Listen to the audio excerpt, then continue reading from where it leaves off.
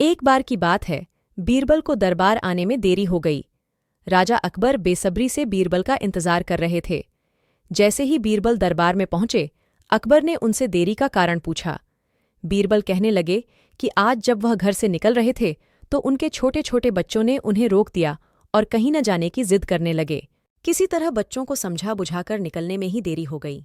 राजा को बीरबल की इन बातों पर बिल्कुल यकीन नहीं हुआ। उन्होंने सोचा कि बीरबल देर से आने का झूठा बहाना कर रहे हैं। उन्होंने बीरबल को कहा कि बच्चों को मनाना इतना भी कठिन काम नहीं है। अगर वे ना माने तो थोड़ा डांट डपट कर उन्हें शांत किया जा सकता है।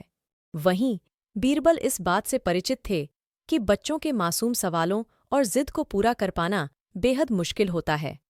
जब अकबर इस बात से संतुष्ट न हुए तो बीरबल को एक उपाय सूझा।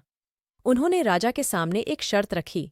उन्होंने कहा कि वह इस बात को सिद्ध कर सकते हैं कि छोटे बच्चों को समझाना बहुत मुश्किल होता है, लेकिन इसके लिए उन्हें एक छोटे बच्चे के जैसे व्यवहार करना होगा व राजा को उन्हें समझाना होगा। राजा इस शर्त के लिए तैयार हो गए। अगले ही पल बीरबल एक बच्चे के जैसे चिल्लाने और रोने लगे। राजा ने उन्हें मनाने के लिए उन्हें अपनी गोद में उठा लिया। बीरबल गोद में बैठकर राजा की लंबी मूंछों से खेलने लगे। कभी वे बच्चों की तरह मुंह बिगाड़ते तो कभी मूंछों को खींचने लगते। अभी तक राजा को कोई आपत्ति नहीं हो रही थी। जब बीरबल मूंछों से खेलकर थक गए तो गन्ना खाने की जिद करने लगे। राजा ने बच्चा बने बीरबल के लिए गन्ना लाने का आदेश दिया। जब गन्ना लाया गया तो बीरबल ने नई जिद पकड़ ली कि उन्हें छिल्ला हुआ गन्ना चाहिए। एक सेवक द्वारा गन्ने को छिल्ला गया। अब बीरबल जोर जोर से चीखने लगे कि उन्हें गन्ना छोटे छोटे टुकड़ों में कटा हुआ ही चाहिए। उनकी जिद को पूरा करने के लिए गन्ने को छोटे छोटे टुकड़ों में काटा गया। जब राजा ने इन टुकड़ों को बीरबल को खाने के लिए दिया तो बीरबल ने उन टुकड़ों को जमीन पर फेंक दिया। राजा को यह देखकर बहुत गुस्सा आया। उन्होंने गुस्से से बीरबल से पूछा, तुमने गन्ने को नीचे क्यों फेंका? चुपचाप से इसे खा लो। डांट सुनकर बीरबल अब और भी जोर से रोने व चीखने लगे। अकबर ने प्यार से पूछा, कहो बीरबल, तुम क्यों रो रहे हो?